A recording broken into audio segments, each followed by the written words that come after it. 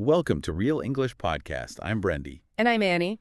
Before we start our deep dive today, please take a quick moment to like this video, subscribe, and share it with your friends for the Real English Podcast. It really helps us out. It might feel fast, but that's just how Americans talk. You'll hear it again later, so no pressure. So I want you to imagine this.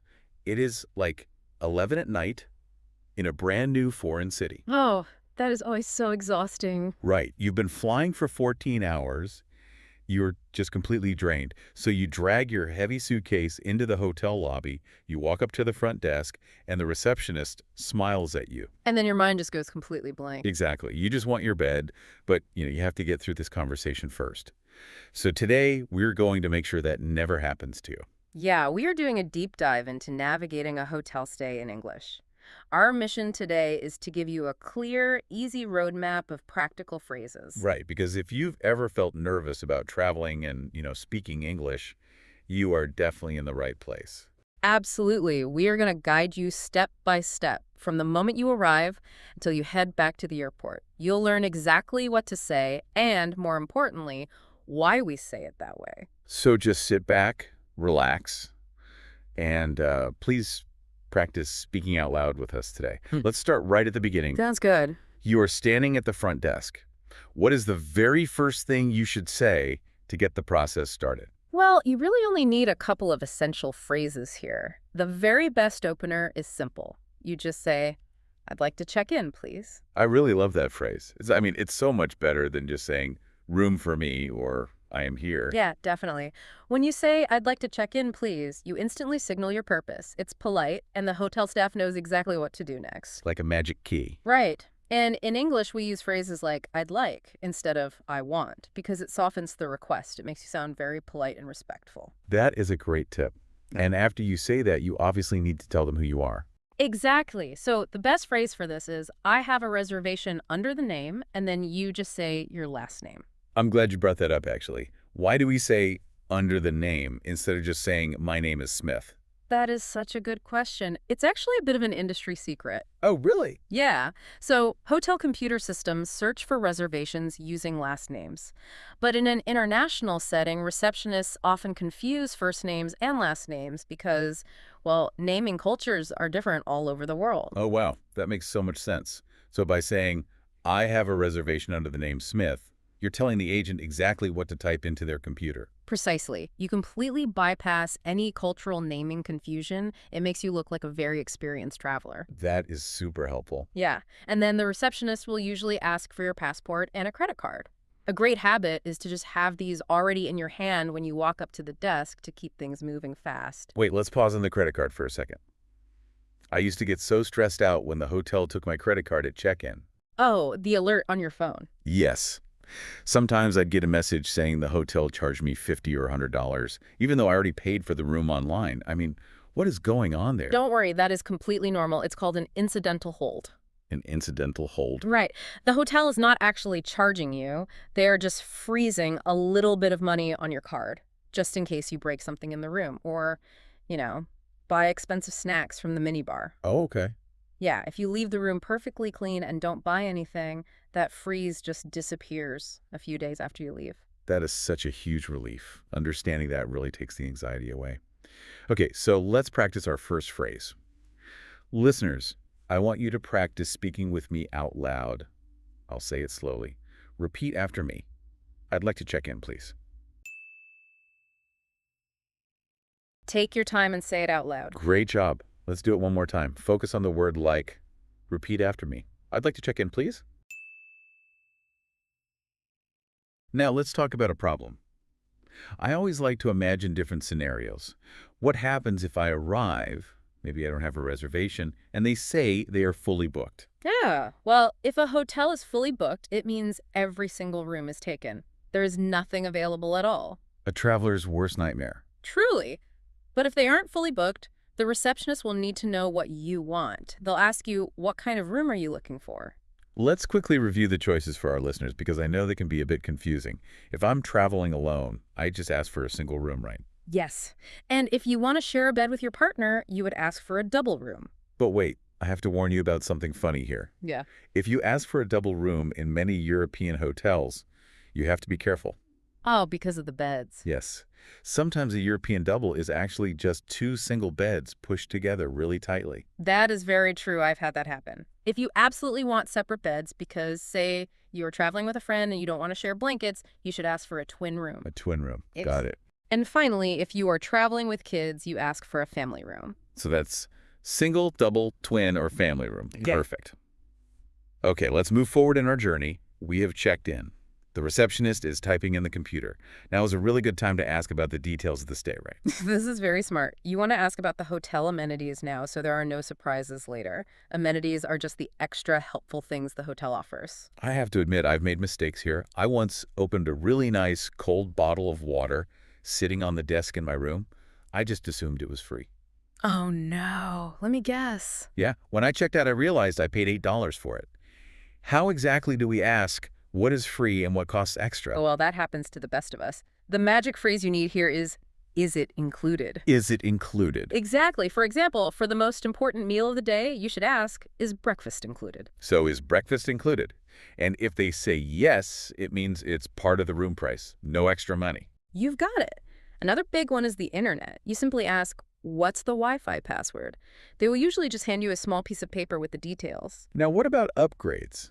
Let's say I booked a really basic room looking at a brick wall, but I really want a room with a beautiful ocean view. Everyone wants the ocean view. Right. But I always feel nervous asking. Is it considered rude to ask for a better room? Not at all. In fact, here's another industry secret for you.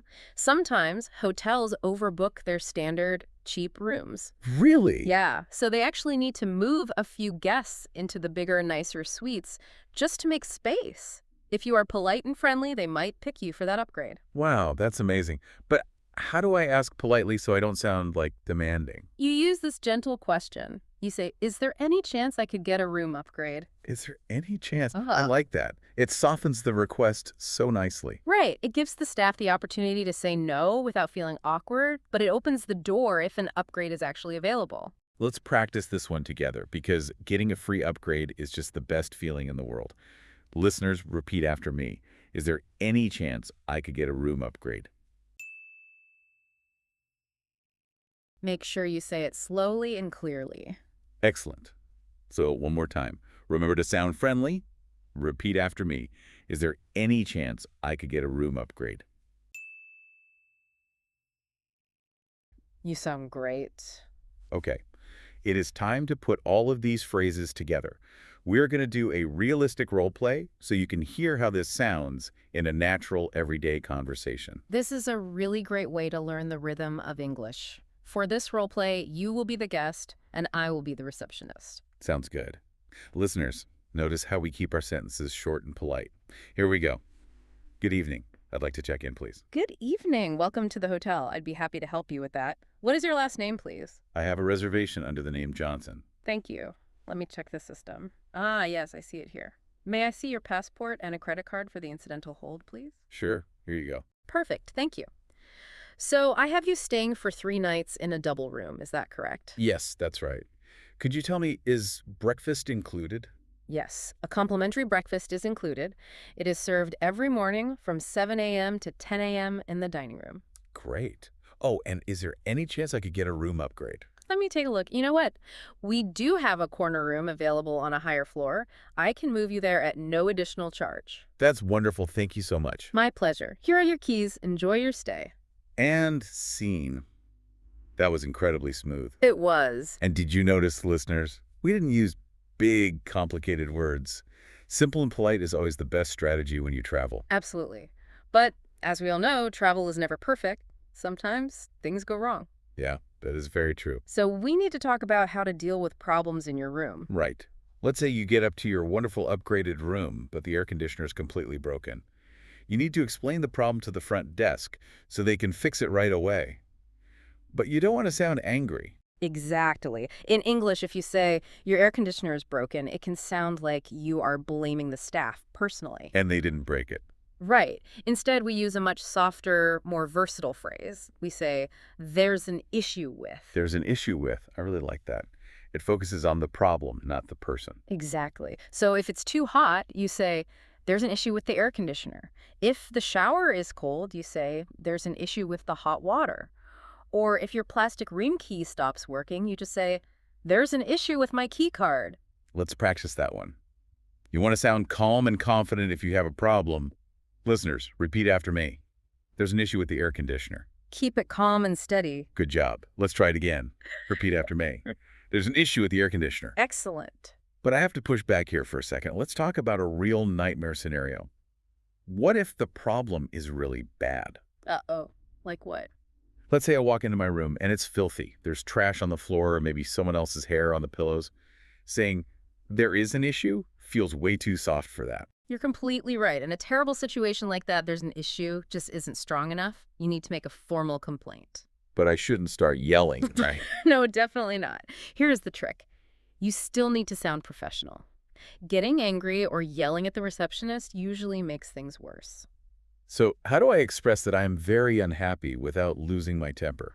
I like to think of these phrases as a velvet rope in a museum. A velvet rope. Yeah. A velvet rope is very soft to touch, but it sets a strict, strong boundary that you cannot cross. The velvet rope phrase for hotels is, I have to say, this is unacceptable. Wow. I have to say this is unacceptable. That is a powerful word. Doesn't use any bad words, but it tells the hotel that they have failed completely. Yes. And after you say it's unacceptable, you need to tell them what you expect them to do. You can say, the least I should be able to expect is a clean room. The least I should be able to expect is a clean room. I can hear how formal that is. Why does this work better than just yelling? Because hotel staff are trained to respond to professional language. When you stay calm and use words like unacceptable, they realize you are a serious person. They realize you mean business. Exactly. They will usually apologize quickly, offer to change your room immediately, or even send a manager to help you. That is fantastic advice. It gives me so much confidence knowing how to handle a bad situation firmly but politely. It really makes a huge difference. Okay, so let's say you've had a great stay. You handled any room issues like an absolute professional. But now comes the part that gives everyone anxiety. Leaving. Yes, it's time to check out and make sure you aren't hit with any surprise charges. Well, the departure process is actually very straightforward. You just walk up to the desk and say, I'd like to check out. It perfectly matches your arrival phrase. Oh, I'd like to check in because I'd like to check out. I love how English does that sometimes. It's so easy to remember. It really is. Now, let's say my flight isn't until very late at night, but I have to check out of my room by 11 in the morning. I really don't want to drag my heavy suitcase through the city all afternoon. Oh, you don't have to. You can ask the hotel to hold your bags securely. Yeah. This is incredibly common everywhere. What would I say? Just ask, could I leave my luggage here for a few hours? They will usually lock your bags in a special room and hand you a small paper ticket. That is a lifesaver. Yeah. Another thing I always panic about on the last day is waking up on time. I'm terrified my phone alarm won't go off and I'll miss my international flight. Hotels offer a great backup plan for that, too. You can ask for a phone call to wake you up. You just say, could I have a wake-up call at 6 a.m.? Oh, that's simple. Yeah, a real person or sometimes an automated system will ring the phone in your room at exactly that time. That definitely helps me sleep better. And getting to the airport, can they help with that? Many hotels, especially the ones near airports, offer a shuttle service. A shuttle. Yeah, think of a shuttle like a large van or a small bus that constantly goes back and forth between the hotel and the airport terminals. You can just ask, do you offer an airport shuttle? Airport shuttle. That's a really great vocabulary word. Okay, so before I walk out the door, the receptionist is going to print a piece of paper for me. The final bill. Connecting back to my expensive water bottle story, what should I look for here? Always review the bill before you say okay or sign anything. Your basic room price is probably already paid, so you want to look for additional charges or extras. Like the $8 water. Exactly. Extras are things like snacks from the minibar, room service food, or expensive telephone calls from the room. Right, that makes sense. Also, check to make sure that the incidental hold we talked about earlier isn't accidentally listed as a permanent charge. That is such a good tip. Check the receipt, ask about any extra charges, and then you are finally free to head to the airport. Well, we have covered the entire journey today, from walking through the front doors and understanding the computer systems to getting an upgrade, setting boundaries when things go wrong, and finally checking out smoothly. You've learned some incredibly practical tools today. Learning a new language takes time and bravery, but by practicing these real-life phrases with us, you are doing a wonderful job. I want to leave you with one final thought today. Please remember, that you don't need to speak perfectly. No one expects perfect grammar from a traveler. That is so true. A simple smile, polite words, and a little bit of confidence are the ultimate keys to unlocking an amazing travel experience. Just imagine how much more relaxed your next trip will be now that you hold this conversational roadmap in your hands. You're going to do absolutely great on your next trip. Just take a deep breath, smile, and trust the phrases we practiced today. Thank you so much for joining us on this deep dive. If you enjoyed our time together, please remember to like, subscribe, and share the Real English Podcast with anyone you know who is planning a trip soon. And if you want to review today's lesson, I uploaded a free PDF summary in the description and in the comments. Feel free to download it and study at your own pace.